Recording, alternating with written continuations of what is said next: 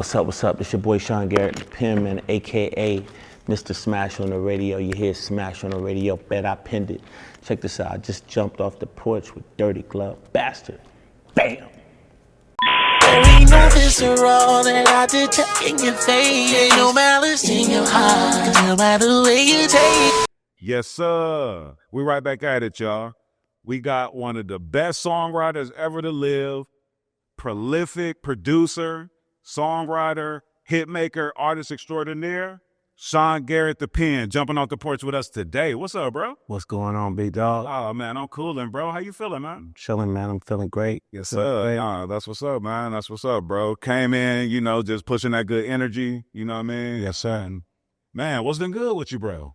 man, shoot, man. I'm just out here, man, working, pushing the album. Yeah. New single just dropped, Baddie, Sean Garrett featuring Jacquees. Yeah. Off my new up-and-coming, highly anticipated album. Yes, sir. Shout out to Black Brown 2.0, Warner. What's up, man? No, that's what's up, man. And you're so known as such a prolific songwriter, as this dope producer. I mean, you a hit maker. You know what I mean? And now you're really taking the focus on yourself and on you as an artist. Why now? I mean, along the way, before people even knew anything about me, I was an artist. I signed my first record deal when I was 14 years old. I'm from Camilton Road, Swats, McGrady baby. My dad's in the military. My mom worked for government, so I ended up moving to Europe when I was 5 years old. And so I signed my first record deal as an artist when I was 14. Wow. Before I even came back to the States. So unfortunately, my mom passed a year before I did, yeah. But when I came back, I was actually coming back to the States to sign a deal as an artist. My deal fell through.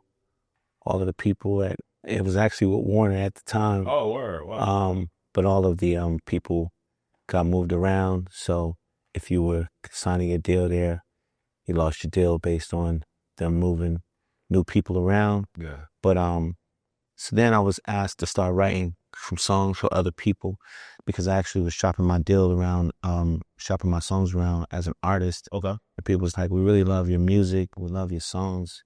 Would you be interested in writing songs for other people? And I was just like, nah.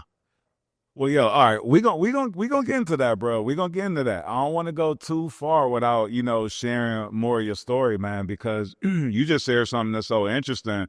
And I want to talk about perspective for a second because you being from Atlanta, a true Grady baby, but then having that perspective of experiences from other parts of the world. Can you speak to how that impacted you? Just as a person, growing into a man, but then also musically. Yeah, I mean, it was definitely a great benefit being able to grow up around the world because I had perspective is actually a great word to use. I was able to see so much at a young age. I lived in Germany and England. Then I started touring when I was really, really young. So, I was in Amsterdam when I'm 15 years old. Just Spain, our high school trip was in Spain. You know what I'm saying? Imagine that, 100 kids in Spain for a week and a half on mopeds going crazy. That's ill. And when you think about, kids from the hood being able to, gain those types of experiences, I mean, that's stuff that people can only fathom to, try to do. I mean, when we living in these areas, I mean, you only can see so far, you know what I mean? So anything further than the end of the block, the end of the cul-de-sac, the end of the alley, man, that shit don't even seem real. Yeah. No, man, it really gave me an edge. It gave me so many different perspectives, not only just perspective from being able to understand music, and the pop music was definitely a very, very instrumental piece in reference to being able to create. As you can see, some of the records that I was able to create were so much impacted based on my experiences. My household was a great experience as well. my dad being a very structured military guy. He wasn't a militant, but, he had special, he would go out on special missions and stuff like that, which was it was really intriguing to me. I also was an athlete. So baseball was really, really my sport. I think I could have went pro baseball. Yeah. But I had so many different elements that really impacted my life. I was very competitive, playing football, baseball, just very athletic. My mom was super supportive of just me as a individual. She was always, giving me the perspective of like I could do anything. So I've always had a very high excitement for life, you know what I'm saying? Excitement for doing anything that I felt like I wanted to do. So there was nothing that I was told that I couldn't do. I didn't really have those, as they would say, the trap.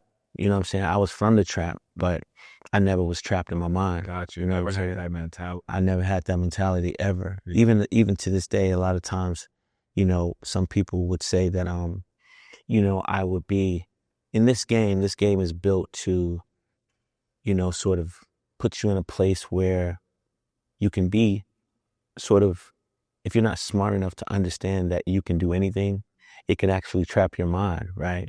And so a lot of times that just wasn't my perspective. And I mean, as we get into the story, when I started writing and producing songs for other people, my first song was completely out of here. You know what I'm saying? So even from that perspective, my publishing situation, most people, when you sign a publishing deal, you're sort of in a catch-22, because it's like you're in the red once you get your advance. The way I negotiated my deal in a very small, because I bet on myself. So at the time I had a deal from Sony that was 6 figures. I had another deal from Universal that was high 6 figures. Warner, mid 6 figures. And I pretty much took a much smaller deal at Hitco Music Publishing with L.A. Reid and Shakir Stewart, God rest his soul. Shout out Billy Calloway, Antonio Jr., L.A. Reid's son. So I pretty much had a great team, but I was definitely very vigilant and wasn't taking no for an answer. So some of the things that I wanted to do, a lot of times at the moment, they thought that it was crazy. Just some of the ideas, from the record, it was an idea that people thought was just crazy. But most visionaries, think so big that it seems crazy to other people, except for the person who has that vision, because you see the end. You know what I mean? The other people, they don't see, what you see. So, they can't even fathom the thought of, what that is. And so, taking all of the experiences that I had, just imagine as a young kid, 19, 20 years old, they didn't even see me coming, actually. And I'm saying that in the most humblest way, because there was, it was definitely challenging, but because being told that by some of the greats, and I sometimes have those conversations with them now, and they would like, you proved us wrong. But a lot of times I was told no, I was told what I couldn't do. I was told I'd never be on the left side of the charts. I said, oh, okay. Right. Like, I could show you better than I could tell you. So let me ask you this, you moved around, a lot through your youth. When and where would you say you jumped off the porch?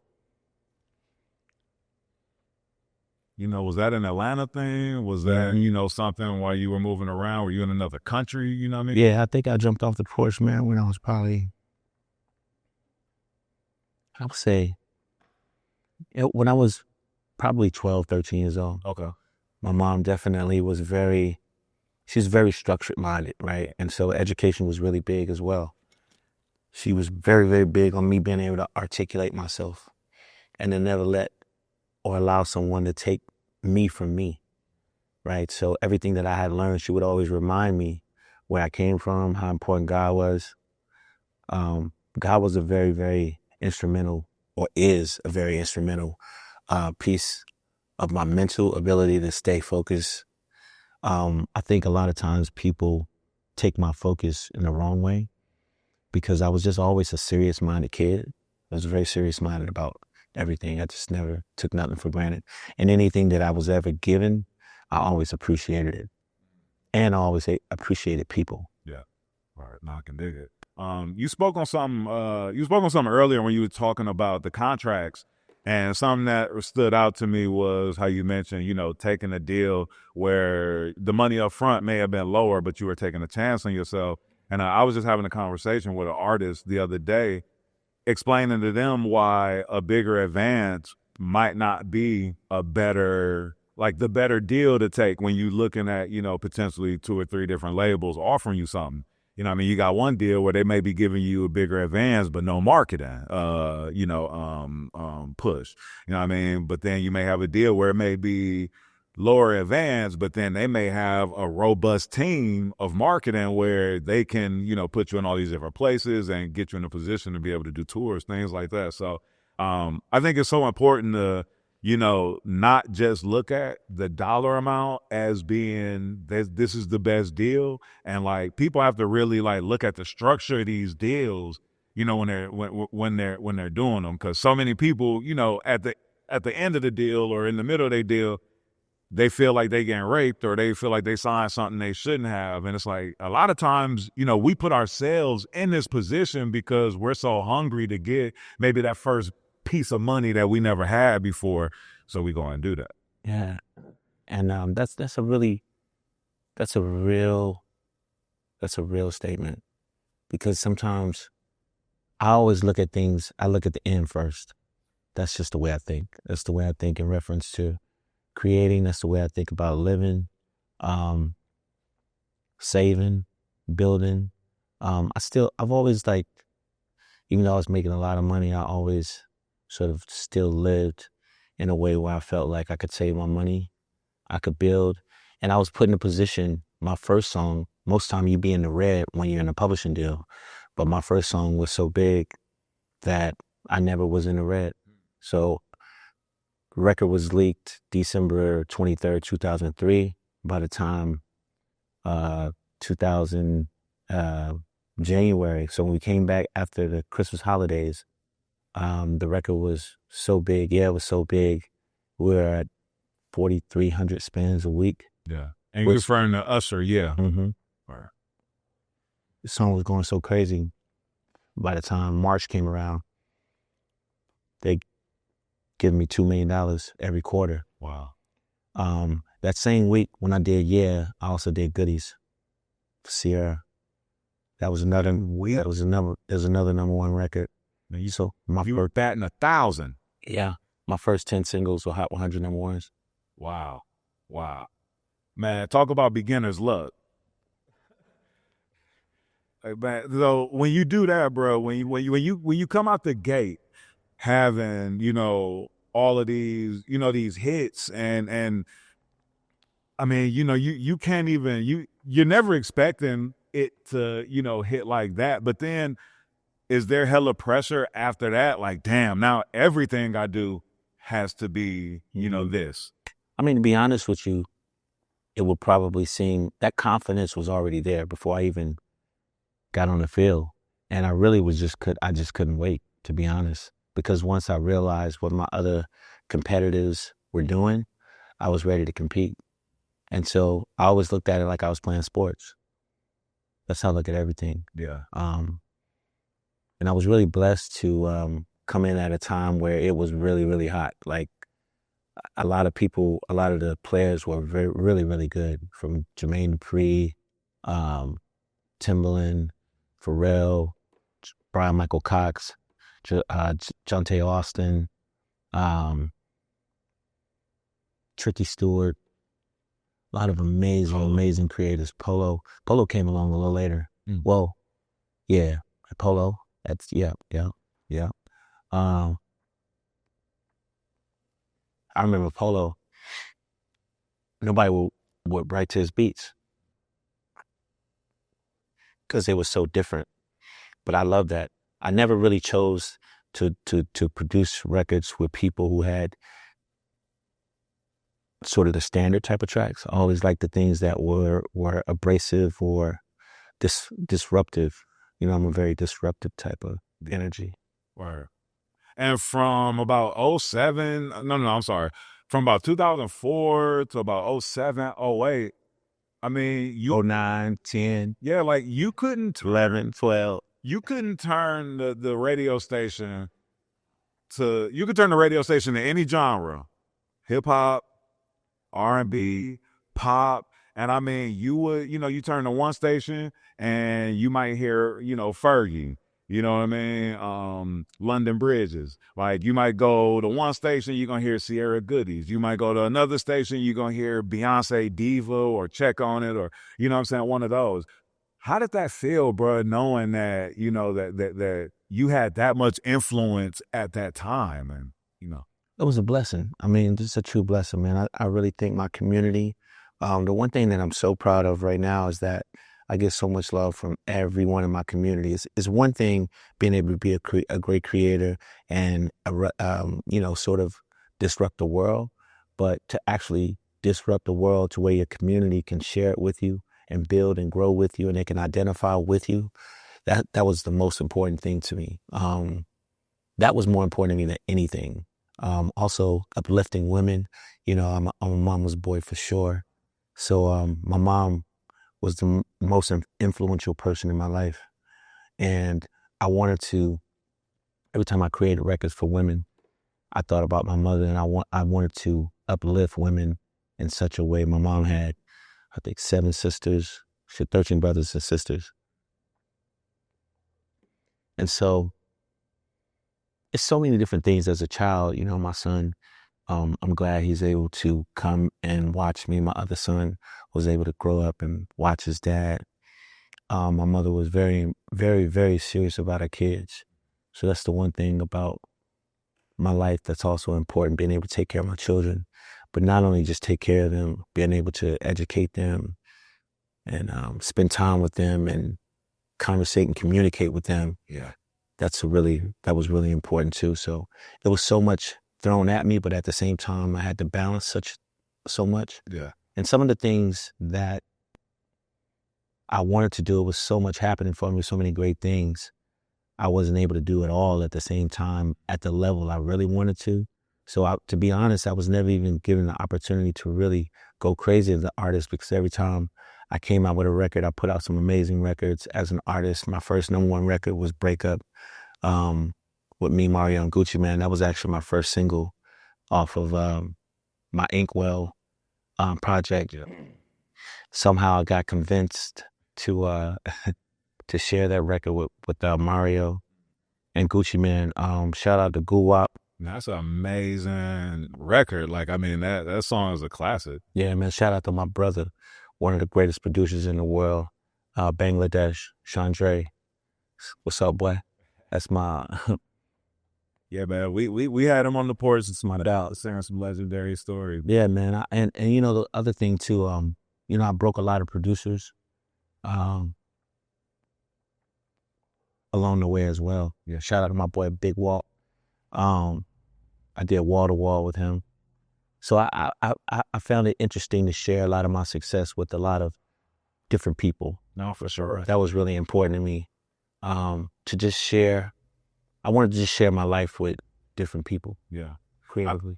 I mean, that's amazing to be in that position to where, you've given, several artists as well as producers like some of their first, biggest hits. Tell me if I'm accurate with this, but I feel like the song that you did with Nicki Minaj back in the day, that Massive Attack, like I feel like that was Breaker. That was like her breakthrough. It's groundbreaking. Yeah, that was from her coming from the DVD magazines, coming from, I remember all those DVD magazines she was doing, the freestyles, you know what I'm saying, all of that. And then that was, I mean, even the visual, that was probably like her being like stepping into that next level of the game where, she's at. Shout out Hype Williams. Hype Williams shot that video. He actually shot my first video, Gripping on the Bed. Word. Shout out Ludacris. No, that's what's up, man. That's what's up. And then Man, can you talk about your song Feel Love with J. Cole? Because that song, I feel like that's a legendary song that, especially like during that run. I mean, I feel like that song was in so many like dance movies and, you know what I'm saying, all that. And then I saw it was running up on TikTok too. So. Yeah. I mean, it's been a blessing, man. It's been a blessing. I also found myself really interested in sort of merging hip hop and R&B. You know what I'm saying? I would love to do that. I never forget, man, going to the trap, meeting Gucci for the first time. Shit, to be honest, that was a dangerous move at that time. But I was fearless, man. Yeah. I was fearless. And I just was determined. Oh, shout out to Chris Hicks. Oh, yeah. Chris Hicks was really another very instrumental person in my life. He used to put a battery in my back so crazy because he would challenge me. And I love that, you know what I'm saying? A lot of times people would have took that the wrong way. But, I love Chris, man. So shout out to Chris Hicks. He was at the time, he was the president over at Warner Chapel. And he had, him and Noonie had this crazy squad of producers. Shout out Jazzy Faye. It was so many great producers over there that was just going crazy, man. It was wonderful. So that I looked at it as being competitive, and we all was really competitive, man. I'm very competitive. It just made for. So that's what a lot of the great music came from, and I also really found a great interest doing R&B music too. 112, Ask No Questions, classic. DJ Play a Love Song, my man Jamie Foxx. Incredible, man. Do you have a favorite song that you've written or that you've produced? I know it's so hard because it's almost like I'm sure like every one of them is like your baby, you know what I mean? But like, do you have a favorite or one that just stood out, out of all of them? So many. Every time I hear them, they all sort of make me feel a certain type of way because they're all like a baby that was birthed, and for it to go on and still be played. I could be in an elevator, I could be in a hospital, I could be in the grocery store. One of the songs will come on and it'll just, it's a great feeling. But what's more important, the way it made other people feel. I love that more than anything. I love that. I was just listening to the song Girl from Destiny's Child. Amazing. Amazing. Yeah, that's what's up, man. Any memories? Can you take us back to when you put together the song for Usher? Like, can you take us back to that? Were you in the studio when it was actually recorded? Can you share some of that with us? Yeah, I mean that record was it was the idea. It was something really from my heart because I didn't have much of anything to grasp. I didn't know a lot of people. I actually was trying to get that song. I was actually trying to get some tracks from. I was trying to get some tracks from Lil Jon. Shout out Lil Jon. I was trying to get some tracks from him because I was telling his people. I said I wanted to do a record for Usher and I want to do an R&B record. I wanted some of those crunk beats, and his people was like, Lil Jon don't do R&B, he do crunk. I was like, yeah, I know. I want one of those records. So my idea, I was going to put one of those, I was going to make a Michael Jackson vibe on a crunk beat. I wanted to change the world, man. I just wanted to change the world. And at the time, a lot of people didn't necessarily understand what I was trying to do, and they didn't understand the record. But I like that because that's what being creative is about, for some of the young producers and artists out here, you can't be afraid of pushing the envelope. I never was afraid. And the first thing is just don't be afraid, especially from the hood. I mean, it's like, Shit, man, my mom was raped and left for dead when I was 4 turning 5. Oh. Yeah, it's like you walk into it with an approach of like, what I got to lose? Especially I had already lost my mom. Right. So shit, the way people would see me, I think someone was like, you know, man, Sean is a little different. Some people would say, man, he's kind of crazy. And people used to also make fun of my songs. They used to make me feel like, they say your songs are too wordy. I used to be like saying in my mind, yeah, they are wordy. Wow. Because I want you to understand what I'm saying. Yeah. Do you remember any gems that your moms gave you, any life lessons that she gave you that you live with to this day and that you even try to pass on to your kids? Yeah, she told me I was going to be challenged. She's always telling me you're special. It's special, but there's a lot of responsibility that comes with being special. Yeah. People don't talk about you. People used to make fun of my voice. It's like, man, you look like an athlete, but you got this real sweet voice. You know what I'm saying? Yeah. I never took when people would criticize me, I never took that the wrong way. I just thought it was a compliment, actually. Yeah. Because all they was basically telling me is I was different. So I was already prepared based on the way I was raised, that I knew that was going to come. I knew I was going to be challenged with opposition. I was going to be told no. I was told no a lot. And I love when people tell me no. Mm-hmm. You're one of the few writers that I feel like, we've seen where you push yourself as an artist just as adamantly, as you are this gifted producer, songwriter. But I feel like you haven't gotten, the looks or the respect, that you deserve as an artist as you've gotten as a songwriter. Do you feel like that may be because people look at you so much as a songwriter that they can't like take that cape off of you and want to keep you, in the box of a songwriter and can't look at you as an artist? Actually, it was a compliment. I was so dominant. When you dominate, you dominate. Yeah.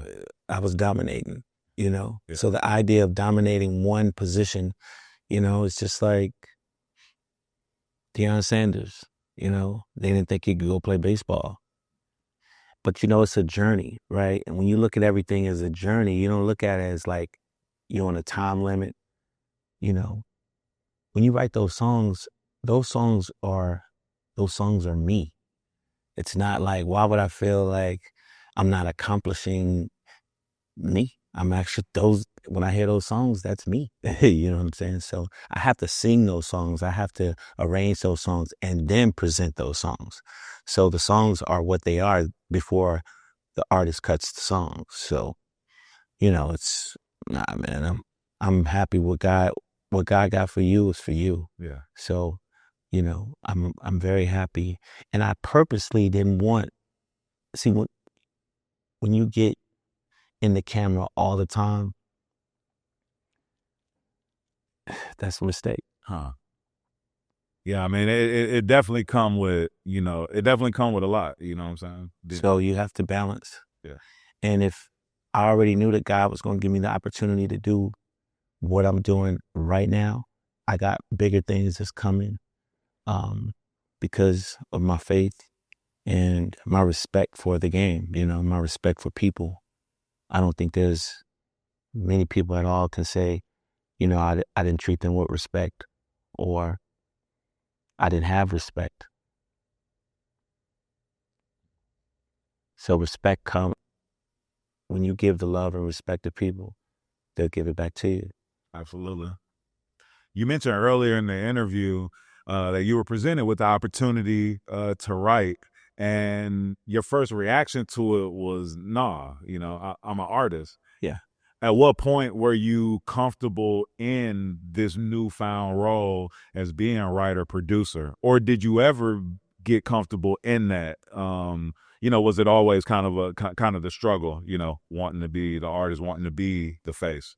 I never wanted to be anything. I just wanted to be myself. I never wanted to have a label on me. You know what I'm saying? Mm. I wasn't here. I'm here through God, and whatever God gave me to give to the world, was what that is. Like, I am an artist, but I'm an artist that does other things. Yeah. Right. And giving is so much more important to me than receiving. Yeah. Because when you give, you will receive. What does it mean to you when you think about the fact that your first breakout, song, your first song was a major smash hit, and then you've been blessed with giving other artists their first smash hits? Like how does that feel? Like when you know what I mean? Like, do you ever even think about it like that? Like as it comes around full circle, like, damn, like my first joint was a huge hit. And now I'm in position where if I give someone, a piece of my art, there's a chance that their life is going to be changed forever. That in itself is it's a drug. It's a drug. Yeah. I enjoy changing people's lives. I enjoy looking at, Chris Brown. When I look at Chris, his life changed immediately when Run It came out. I mean, immediately. Yeah, absolutely. And he had a platform that was, he was 15 turning 16 years old. So a lot of times people, hindsight is 20/20. Yeah. And so people love to tell you at the beginning, I don't know. I don't think so. Yeah. We'll see. But when you already know, I was also blessed with this gift of discernment. And so I never doubted anything. I don't doubt God. I feel like if I doubt God, then I'm doubting everything. I'm doubting my possibilities, and I'm doubting my opportunities. Yeah. So I never blinked. And I just never thought that it wouldn't be. I just thought that in God's way, you're never taking any of these things or these accomplishments or the money or what comes with this. You can't take it with you. So I don't put that much value on material things. I just put value on my value of integrity and being morally correct. Yeah. So those things are more important to me than anything. Speaking of Chris Brown, he's such a talented artist, such a dope artist. I feel like he should, just be ranked and respected just so much higher and even afforded more opportunities than he is. I mean, we all know, some serious circumstances, seem like it sort of slowed that down for him. But do you think that Chris Brown will ever be able to be that top artist, that top mainstay artist, household name that he should be? He already is. Y'all see what's going on. Absolutely. He's going absolutely crazy. And it's not taking away anything from him, because I mean he's an amazing artist, but us knowing that, I mean, like some opportunities he's not afforded. He's not. He's a dog. He's a dog. Yeah. He's a dog. He gonna get it. Yeah. He gonna get it either way. No. However, people that was put here to do this, man, they was just put here to do this. I was put here to do this. He was put here to do this. Yeah. You can't. He was ordained to do this. Man, what would you say is one of the biggest life lessons that you've learned? Relationships. Relationships are really important, because same people you see going up, same people you're going to see going down. Nah, that's real. And sometimes, man, people read me wrong, because it's like, sometimes I can't go and allow people to take my energy, take my heart away. A lot of times when it comes to females, I've been battling with the love thing, because I'm a lover, you know what I'm saying? And so you have to protect yourself. You have to protect your heart. Yeah. I love people. I love people. I think I love people more than I love myself sometimes. And what I've learned is I have to just preserve my heart. So I've had my heart broken Yeah. You know, a lot of times because, you know, I was given. Yeah. When you love hard, you know, I mean, the chances are so much higher for you to be hurt. You know what I mean? Because you being vulnerable, you may move like with your heart on your sleeve. You know what I mean? Yeah. I think that's the misconception of being from the hood, because a lot of us are hurt Absolutely. that would come from the hood. We deal with so much of what trying to survive. Yeah. Where we come from, you know, trying to survive is hard. You know, we see some real crazy shit. You know what I'm saying? And a lot of things we bury our hurt. We don't talk about it, especially men. Yeah, for sure. Black men, us black men, we go through such a painful challenge of just being understood. Yeah. So we bury a lot of that hurt in us. And, you know, I never grieved. When I lost my mom, I was grieving the whole time. So all I would do is just bury myself in the work and the work and the work. Mm-hmm. I was very volatile emotionally, you know what I'm saying? I was very, very volatile. And when we holding those emotions on the inside, bruh, you know, you never know when it's gonna come out. Yeah, and I think a lot of times, you know, there's been a couple times where I really got pissed off with people trying to manipulate me to think that I wanted to do was impossible. And so that's the most frustrating part that I see in our community. People so quick to tell you what you can't do. Right. Even parents, you ain't gonna never do this, and you need to go focus on trying to get a job and do some normal shit, right? Right. So that entrepreneurial spirit has always been a part of my energy as well, you know. I couldn't allow that. I couldn't allow someone to steal my joy. That's another thing. I'm always very joyful, personally. And people take that shit for granted. You know, they think because you're happy, you know, they can try you, right? And so, yeah. Fire. Nah, that's what's up, bro. Nah, man, you dropping gems, bro. People need to hear that and need to know that, because, you know, as men, as black men, you know, like you said, we taught, man, if it hurt, rub some dirt on it. Man, you crying, hey, boys don't cry, girls cry. You know what I'm saying? And we learn to bury our emotions. And then we don't learn how to even handle like our triggers. So it's like, all right, like, what are the things that make me feel upset or that make me feel sad? And how do you handle that? that? That's the one thing, that was the most difficult thing, because, you know, once I lost my mom, she was always there for me to call and for me to lean on, you know what I'm saying? So it's crazy, man, because I really wanted her to see my success. Because she's the reason, but so is my dad. Shit hurts. Yeah, but, you know, we got to keep it moving. Yeah, got to, man. I can relate to it. My had it right here. Yeah, I think about it all the time. You know what I mean?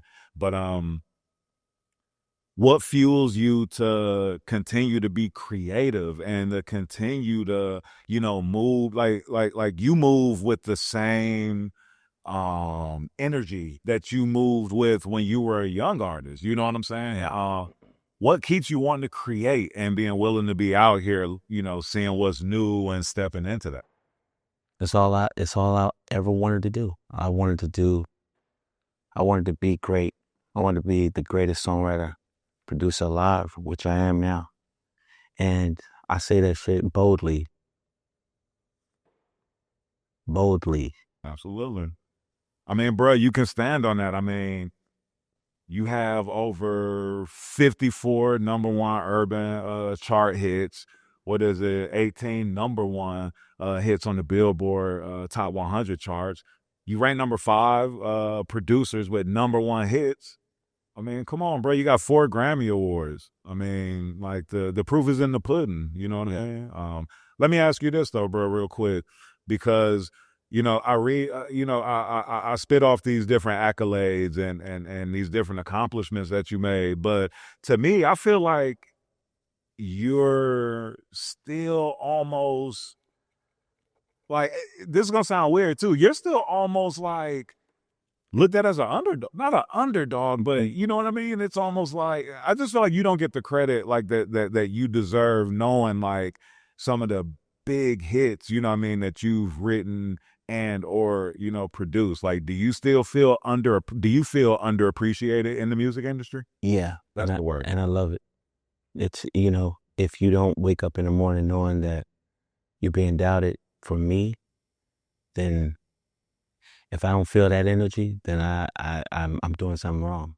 Is that almost what fuels you? Like, do you move with the energy to like prove people wrong? Yeah.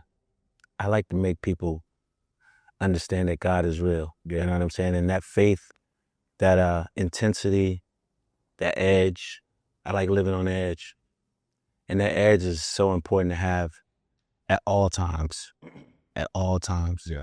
I appreciate the world for allowing me, especially I can go anywhere in the country and people definitely appreciate my work, my energy, my accomplishments, and the songs.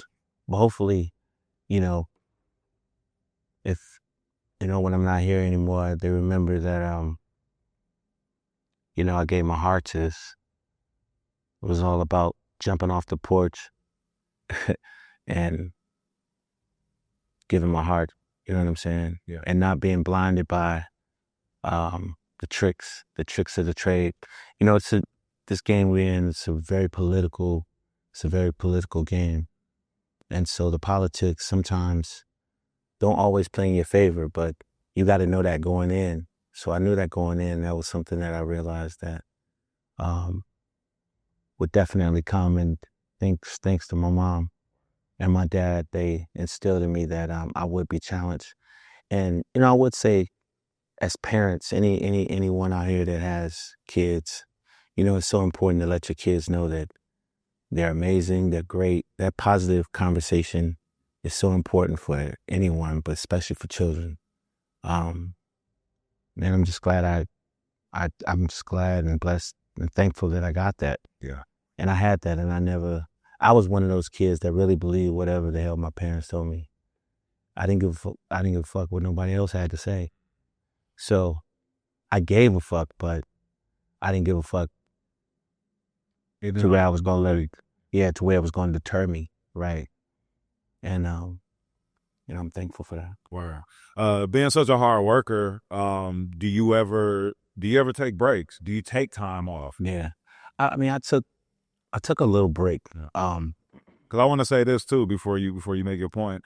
As being somebody that works out, being somebody that's into their health, it's just as important to take a rest day as it is, to go hard and to, max out on, a certain on a certain exercise. Yeah. So just speaking to the fact that it's super important for us to rest and take that time. Can you speak to? Yeah, pacing yourself. This part or this chapter of my life is a different chapter. So all the things that I felt like I accomplished were great, but this is the next chapter. And the next chapter is about still continuing to make amazing records. I'm really excited about this next journey. I plan on doing bigger international records. My top six cities that love me, that respond to my music: Johannesburg, Africa; Lagos, Africa; Ghana. I was just, shout out to Africa. Got some Afro beats coming soon. You know what I'm saying? Yeah, believe that. Yeah. I'm definitely excited about collaborating with a lot of international African artists. I love that music so much. It really penetrates my soul. So I'm I love Teams. I love Davido. I really just love that music, man. It really stimulates my soul. So stay tuned. I just got on this artist. Is it Musego? Yeah. Yeah, I just got on. Yeah. Yeah, I just got up on that. Yeah. So the whole, I really like collaborating and mixing things. I love to scientifically try things that are new and interesting. So this my album is very important to me, and I love being an artist. I love going out and seeing people react to my music, and I love performing. I think a lot of the songs that I write and produce and create are so different sometimes. Some of them are just for me to perform. This album I got coming up, I'm doing a lot of collaborations. My next single is with me, Hunxho, and Plies. Oh, word. A song called Girlfriend. Okay. And I really love that song. I think that the women gonna love it, but most of all, the brothers gonna love it. It's just gonna be hard. Right. That's what's up, man. That's what's up. With the music industry, with the game just forever evolving, and now we're in this world of AI, and and then even just the structure of the record labels and everything is just changing right now, bro. Yeah. Does AI, is that something that you embrace, or do you feel like it's something that's going to, hinder the creativity in the music industry? To be very honest, technology, my mom used to always tell me that evolution was real. I used to say that a lot to people, and they used to look at me like, what does that mean? And evolution is necessary, right? So that change has to happen. So a lot of those different things of understanding what life has to evolve. So I can't frown upon the idea of AI or any other technology that's going to affect us musically, our health, our mental, our understanding. All I can do is embrace it and continue to be myself and keep feeling. Feeling is a very important thing. One thing AI could never replace is the heart and the feeling of a human. So I sort of keep that in the forefront of everything else. You know what I'm saying? When it comes, they can imitate whatever they can, but they can't take that sauce. No way. Yeah. No, it's not with that. I wish a nigga would. Man, so your new album, this is going to be officially your debut album? This will be my first official album. Yeah. And tell us the title again, please.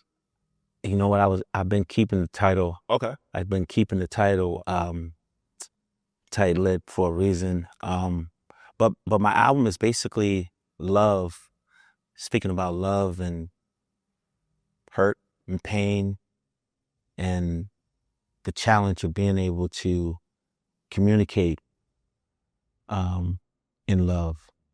Because love, as we can see in our community, it's a very difficult thing. I love the fact that we're being able to talk now. I used to always say, like, why don't people communicate more? And it was a time that I used to hear people say all the time, like, yo, Sean wants to talk. He wants to talk the whole session. And I used to think to myself, well, how do they expect these songs to come about if they're not willing to communicate? Yeah. So you really want me to give your artist the biggest record of their life and you don't want to communicate about it? It's the same thing in relationships, I think that's a missing piece.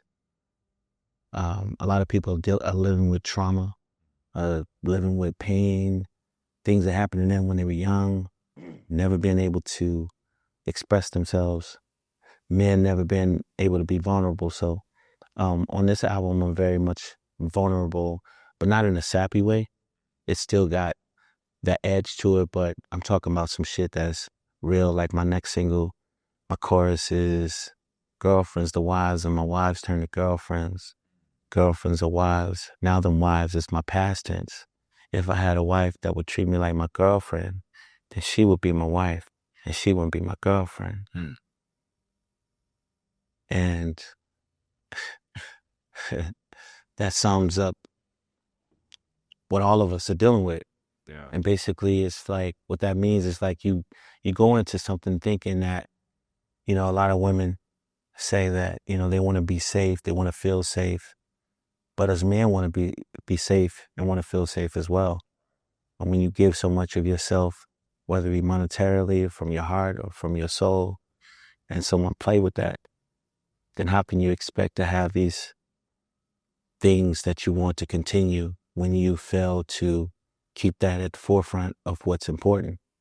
And so some people complain, you know, they want to be partners or they want to be a team, but a team has to play team ball. So, you know, it's a lot that we haven't understood or we understand. And so those are the things that I'm talking about on this album. Word. Okay. No, that's real topics like for couples to, you know what I mean? Like sit and be Yeah. So it's like, you know, it's also talking from a perspective of dealing with the streets as well. Because a lot of the girls that I choose, I want to choose women that look like me, that look like my mama. You know what I'm saying? Yeah. When I say look like me, I mean from my community, females that come from my community. You know what I'm saying? I want to love somebody that came from the same struggle that I came from. You know, and sometimes it doesn't work out that way though. Right? And so that's the challenge that I deal with. It's like, I want to love someone that looks like my mom, and hopefully I find somebody that I can grow with. I'm talking about forever. Right. But what if that never works out? You know, I mean, we get judged on our choices, you know, so if I end up being with someone from a different country, then am I wrong for that? Right. Because then it goes to another level. Now it's not the physical. You're looking for someone that you can connect with on an emotional part, or from a person that you can feel that really cares about your life and cares about your heart, and that's going to protect you as well, you know? Yeah, that's so important. Like where, I mean, it's hard because, you know, so it's hard for a lot of people to not look past the physical, you know what I mean? And that's the only thing that they focus on. Yeah. You know? So so Baddie's my first single, because that's what gets my ass in trouble. Them baddies, Yeah. You know what I'm saying? So it starts off a baddie that I like, and a baddie is not just a girl that dances in the club or that's fine as hell. She could be a beautiful young lady that works at the bank, or she could be someone that's beautiful that does real estate. And when I say beautiful, I'm talking about inside and out. Right. And so the first law of attraction to most people these days is the eyes. But that's when you realize that you have to mature and grow. And those pitfalls, those conflicts, those are the things that you start to realize that, like, man, is the problem her or is the problem me? And so on this album, I'm taking the responsibility of identifying the fact that the problem is me. Word. Because my choice is everything. Sure. So I'm not going to ever put that responsibility and blame anyone else. I got to start with me. That's super rare, bro, because I mean, that's a form of accountability when you're able to, you know, sit and look within yourself and say, okay, am I the problem? That's something that, you know, I've been going to therapy for like the last year, and just in, you know, me breaking down different scenarios and things like that with my therapist, like kind of on the same tip, like where I've been like, damn, like, you know, like my intentions have been good, but damn, the way I express myself sometimes, or man, the way I may bring something up in a certain scenario, you know what I mean? Like that can be just as wrong as saying something disrespectful or saying something that hurt somebody's feelings. That's something that I just recently learned, bruh, where I'm like, damn, I've always had the most positive intentions, but the actions wasn't that. Yeah. And so, you know what I mean? And that's the point. Yeah. So, you know, I've been, taking the time to embrace that, because I feel like if I don't do that, I'm going to continue the same pattern, these same mistakes. And those mistakes can sometimes put you in a very vulnerable state, that you make some mistakes that you don't want to make. Yeah. My intentions have always been good, and I don't want to change that. That's the part of trying to get work on yourself, because I don't want to change the love that I have. Right. I don't want to change my intentions. I don't want to ever change my approach. And my approach is always loving first. Yeah. Right. And so I don't ever want to have or get to that place where my heart starts to tarnish, that need and become cold to people, to whomever. So that's why it's important for me to make the right choice of who I bring around me or who I allow around me. Yeah. So again, it's not her, it's me. Huh. I can dig it, man. So important, bro. I mean, accountability 101 at its finest. You know what I'm saying? Yes, sir. Yes, sir. What else you got coming up that you're looking forward to, bro? What else you excited about, man? Man, I'm excited about Summer Walker. I had the pleasure of working with her on her last album. Shout out LVRN, shout out the beautiful Summer. I was able to, they gave me an opportunity to executive produce her last album. So I thank them for that. Just working on, again, I'm working on so many different things also outside of my album. Now that my album's done, just working on different artists, new artists, some of the classic artists that I have had an amazing amount of success with, have been on that phone. You know what I'm saying? So y'all could definitely look forward to some new amazing music of me producing and writing for other people still. I'm going to always do that, But I think the added idea of being able to move around as an artist is so important to me, because I get a chance to get in front of my voice, right? And my work. So you can actually see who I am as a person and share that music with the world, with my conversation. And so you don't have to hear about what someone said that I am, because a lot of times, a lot of people identified me based on what they thought I was, but they never really knew me. They just knew my work. Yeah. They knew my success. And that's the downside, I would say, of success. It's like people judge you based on your success. They never really take time to get to know you. It's based on the dollar to a lot of people, whether it be executives or whether it be females or whether it be even your peers, right? And so because you got it, or because you can pull up in that Lambo, you can pull up in that Ferrari, they think that that's what your mindset is about. And really, that's just what I can afford. But that's not necessarily what's more important to me. The most important thing to me is people. So I think, I'm going to always keep people first. I enjoy people. I love communicating with people. I love the energy that I get from people. I love conversation. I really enjoy. That's the reason. Oh, that's another part of why when people ask, there was a guy that I was at an event last night, and another songwriter, I never met the guy before, but he's like, man, I just want to ask you something. I had a block. He's like, do you ever get blocks? And it's like, no, I really don't. I mean, but it's the truth. I don't get blocks because I communicate a lot with a lot of people. Sometimes I just like to go sit at a bar and talk to people. Yeah. So, my advice to him was, I said, man, take a couple of days off and just go and talk to people. Go see the world. You know what I'm saying? Go live life. Go do something you ain't did before. Go do something. Go talk to some people that don't look like you. That was the benefit of growing up around the world. I could see how, because I went to school with Africans, Japanese, Chinese, man, I mean, You mean all types of people, you know what I'm saying? Germans,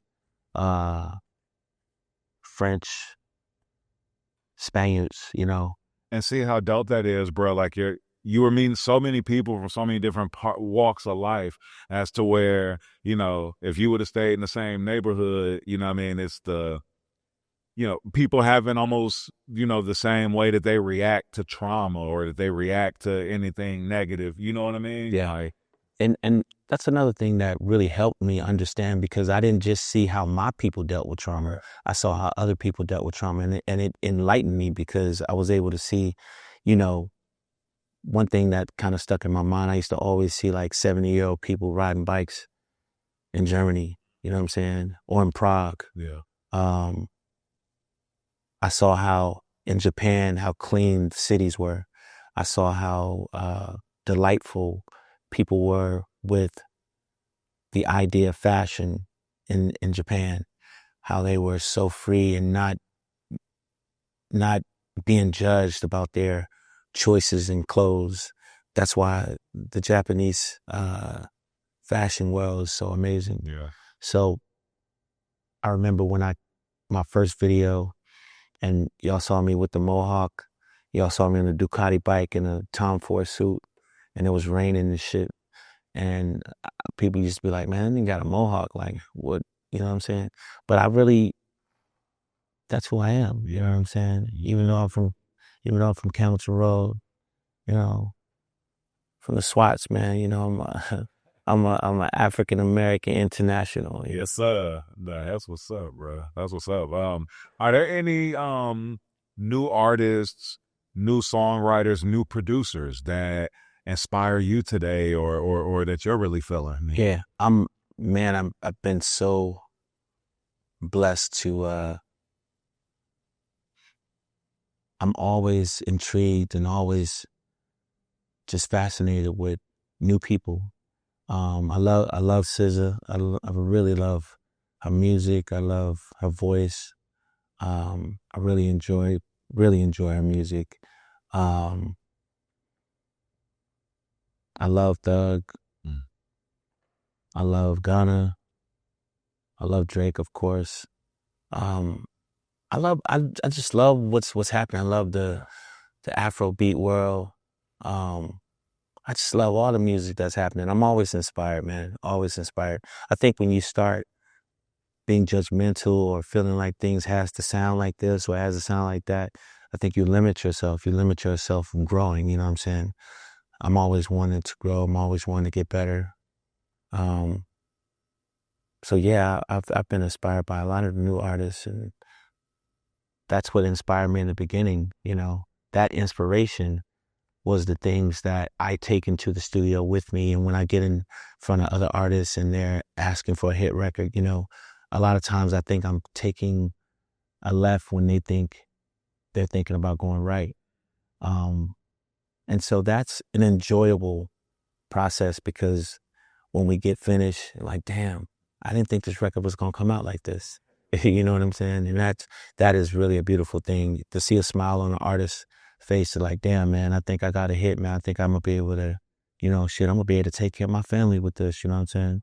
That shit is rewarding. It's a real reward. So never limiting that idea of what can happen tomorrow, what can change. I'm always looking and thinking and knowing that tomorrow another possibility can happen. So keeping that door open for possibilities is very important, to just in the way of like growing. You got to know the only way you can grow is you're going to have to change, or change is necessary, The only thing inevitable in life is change. Yeah. Yeah, absolutely. One last question for you, man.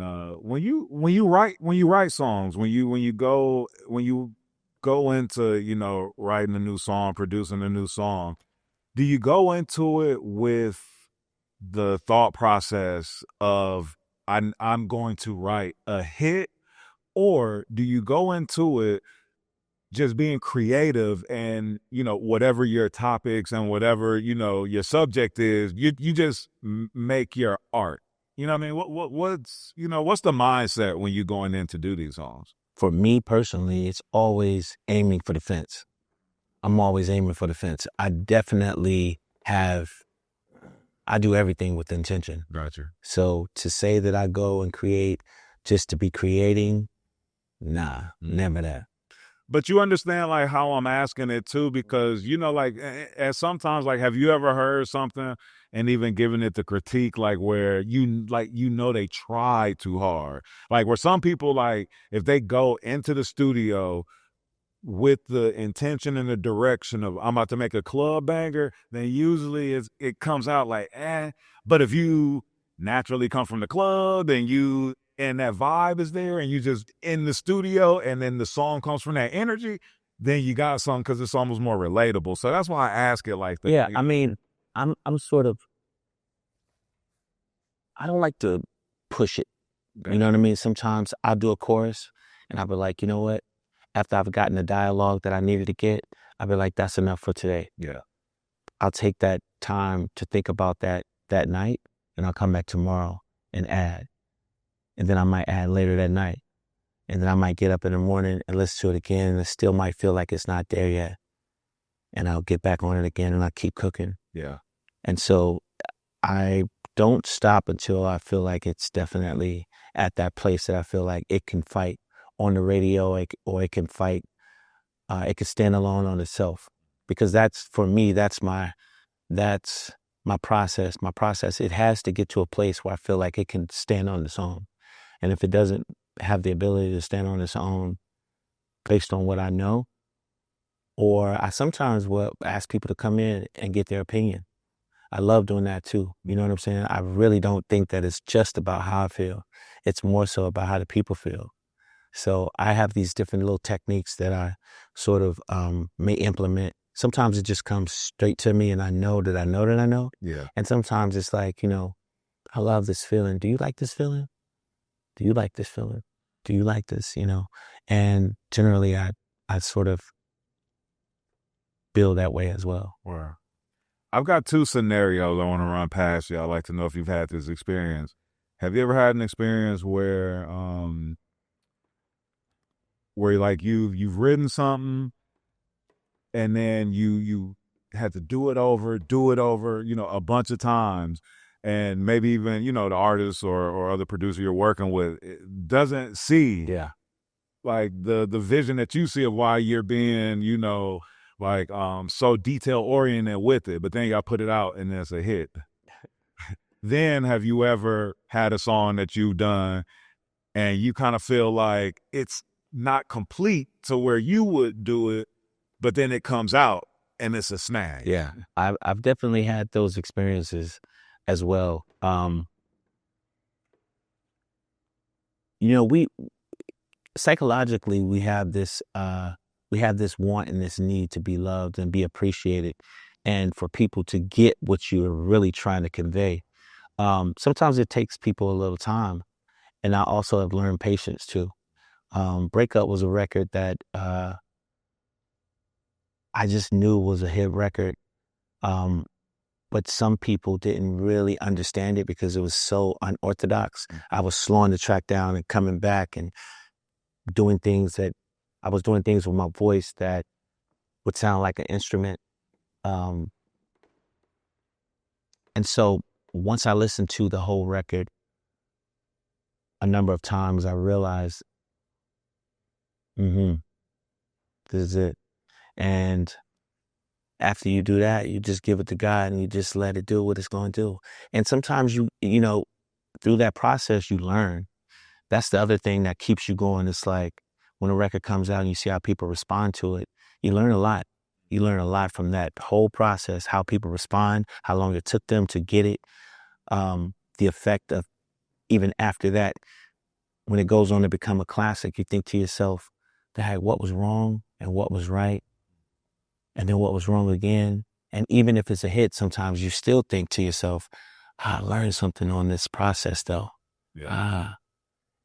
It affected people this way. I thought it was going to affect people that way, but it affected them this way.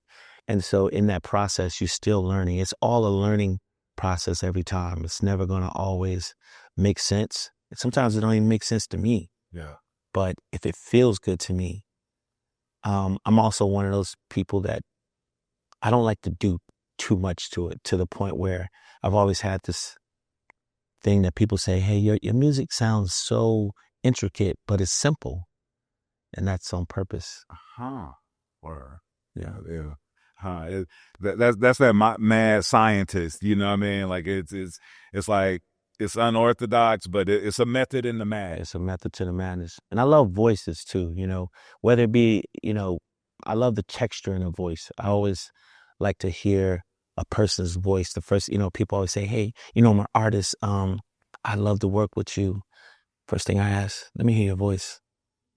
Let me hear your voice. Yeah. Because that's a blessing that I was given. God gives me this blessing to, I love melody, I love voice, but I also love the beat, right? And I like to get up in between beats and try things that are, different than what I'm hearing. And sometimes I like to choose certain tracks that don't go with certain songs. And I would create a song that shouldn't go with this beat. Yeah. But I don't know. Work like magic. Yeah. That's what's up, man. You got any shout outs you want to give before we get out here? First of all, I want to give a shout out to you. Off the porch, man. I love what y'all doing.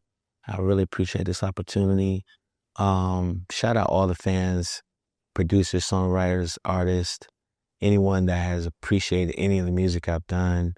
All the love that y'all give me, I really appreciate it, man. Love the hip hop community, all the rappers, the streets, pop culture, my community. I love y'all, man. I appreciate y'all. Thank y'all. So, shout out to my label, Blackground. And shout out to all the executives, man, that's helped raise me. L.A. Reid, Mark Pitts, Chris Hicks, Jimmy Iovine, Clive Davis, heavy hitters. Craig Common, Mike Karen. Hold about the best. Man, I mean, every one of these executives, and also the marketers, the great marketers out here, the great digital scientists that's out here, a lot of the people, lawyers, I mean, everyone that's ever had anything to do with helping me in my career. Just want to say thank you. Because I was raised by a community of different people that allowed me opportunities that if I wouldn't have had those opportunities, I would have never got the opportunity to do any of the things I've been able to do. Yes, man, appreciate you pulling up, jumping off the porch with us, bro. Yeah. Shout out Hamilton Road, Swats, Atlanta, Georgia. Fila, I love Atlanta. There ain't no visceral that I detect in your face. Ain't no malice in your heart. Tell by the way you take.